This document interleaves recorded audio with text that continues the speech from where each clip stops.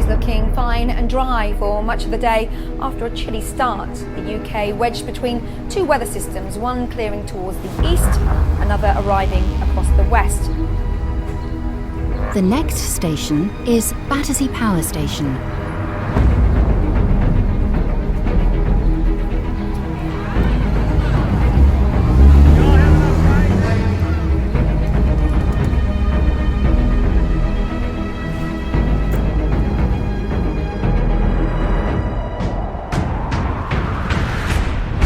Once more able to defend our Highland home, to ride out the storm of war, and to outlive the menace of tyranny, if necessary for years,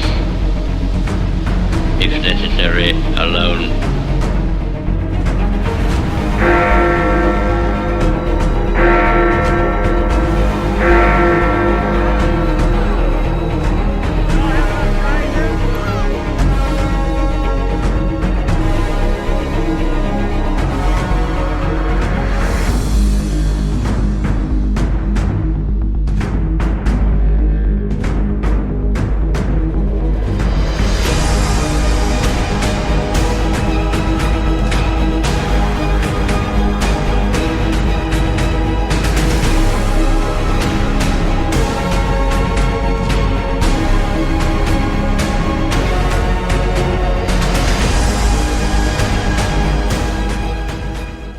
How you doing, guys, and welcome to another video. You're watching IMCE, and today is my 3-month review of the Olympus EM1 Mark II.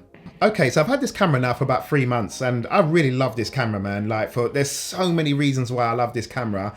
I'm not going to go into every single one because I don't want to make this video too long, but I'm going to talk about a few which I really like, and then we're going to look at a few different things like grading and setting up, stuff like that. I think I'm going to leave accessories because I've got a few accessories for this, but I think I'm going to leave that for another video because I want to talk about those separately and go a bit more in depth about those. So today, let's just concentrate on the camera itself, the picture quality, audio, if it's any good. So before we get started, I want to say that the intro sequence that you saw, those clips, I hope you like them, by the way. The opening clip and one of the sculptures, they were shot with the SLR Magic 8mm because I wanted to get a wide view on that. So those were just shot with that, but everything else was shot in that little graph that I showed you with the Sigma and the Viltrox and the ND filter and the Tiffin, etc. So yeah, it was a good experience though. It had a nice clear day, and yeah, I think the footage came out pretty well. Flat versus OM log. Now obviously a lot of other YouTubers have spoken about this, that OM log can tend to pull your skin tones into a weirdish sort of greenish flat area, and I stand by that. I think that's true.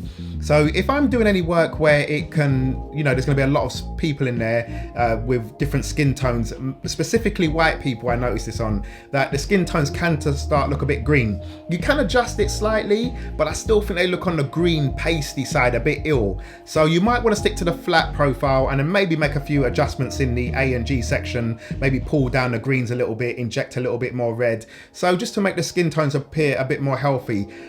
It's best to do it in camera so you don't have to keep mucking about with it in post, so I would say do that in camera. And also, if you're going to do things like architecture, buildings, cities, stuff like that, then definitely shoot in OM log because you do get a lot more dynamic range and there's a lot more that can be pulled back, which you'll see a bit later on in the grading section. Battery life. So if you put a full charge Olympus original battery in, it says 90 minutes on the clock, and I would say, yeah, that's about right. It lasts for ages. I mean, you're shooting for 10 minutes here, 5 minutes there, 30 seconds, whatever. You can tend to last the whole day just on one battery. I do have one Olympus original, and I do have one third-party battery which I've spoken about in another video. The third-party battery is pants, absolute pants, and I would never buy another one. The batteries are actually quite expensive, but I'd rather buy a used Olympus battery than one of those cheap ones again. Worst third-party battery I've ever had.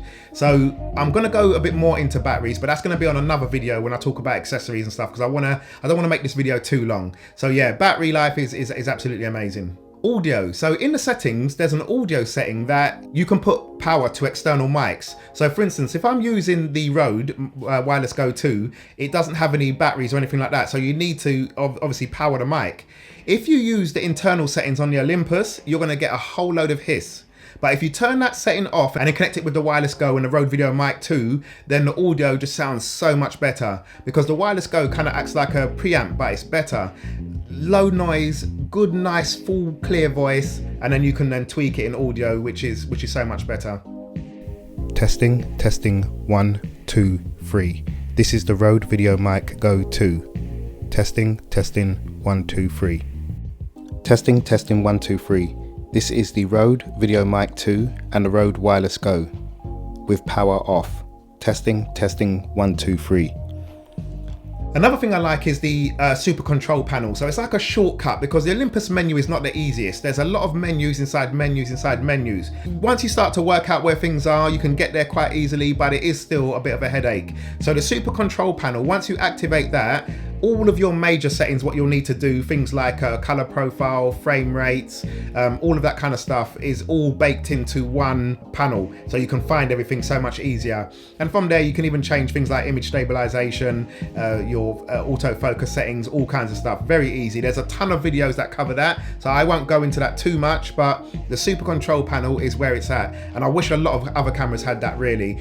I mean, the Blackmagic is really easy because it's easy to find things, but on the super control panel, you've got every single setting just on one little square piece. So it's amazing. I love that.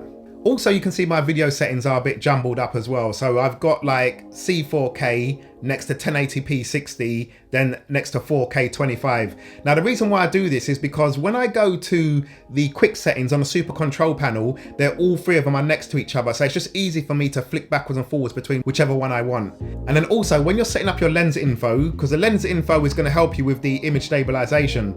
So you need to set up your lens info, and then if you set the trigger to a button at the front, you can easily just press the button at the front, find the lens that you want the image stabilization to work with, and then just click it and then you're ready to go. It does help, you know, smooth out your IBIS and stuff like that when you're using different lenses. So now let's talk about grading. This footage responds extremely well to all different types of LUTs, which is really good. So you can just drop a LUT in there and then you can tweak that LUT, or you can go from base, which is so easy. Because the colors are pleasing already, you only have to push and pull just a little bit so you don't break the image.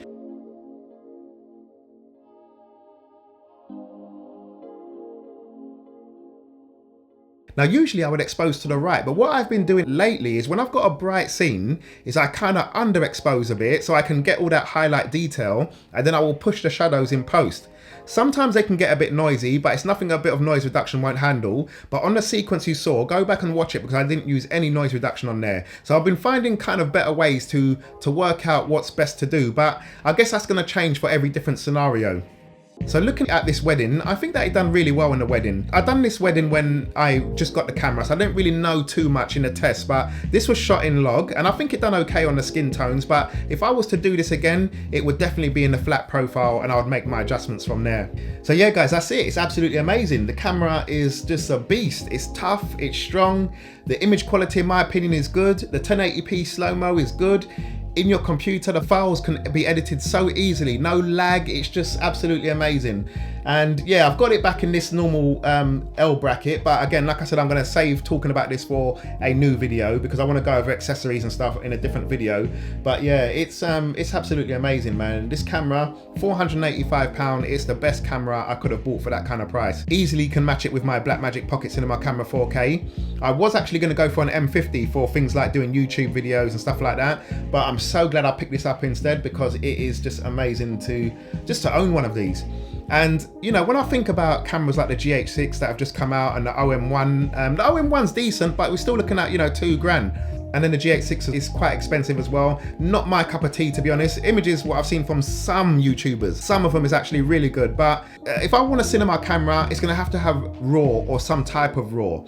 So if I can pick up a BMPCC 4K for £1,000, and then I've got a B camera as well, in case anything goes wrong on set and you need a second camera, or you need that autofocus, and you just want decent image quality, this can do it. I know a lot of people complain about 8-bit, and trust me, I used to be one of them. I said I would never go back to 8-bit again, but when you start to learn more about grading, you start to pick up more skills, you kind of then know how to work it. You don't push it too much. But I think the key is getting a camera that has really nice colors straight off the bat. Canon do, Sony do, they all do. But this, what you get for £485, is just, yeah, it's a beast, I'm telling you. So if you want my recommendation, should you get one? If you're looking to get into the business, you know, to become a cinematographer or a videographer, you know, cinematography is a bit of a stretch, but it can be done. It can be done. As long as you light right, it can be done. But this is more geared towards, I'd say, content creators. If you're doing brand videos on for Instagram and YouTube and stuff like that, I think this is going to be amazing for you. Would I shoot a wedding with this? Yes, I would, definitely. Probably as a B camera though, to get certain shots, probably as a B camera. But would I? Could I? I reckon I could, yeah. So guys, thanks for watching. Take care, and I will see you on the next video later.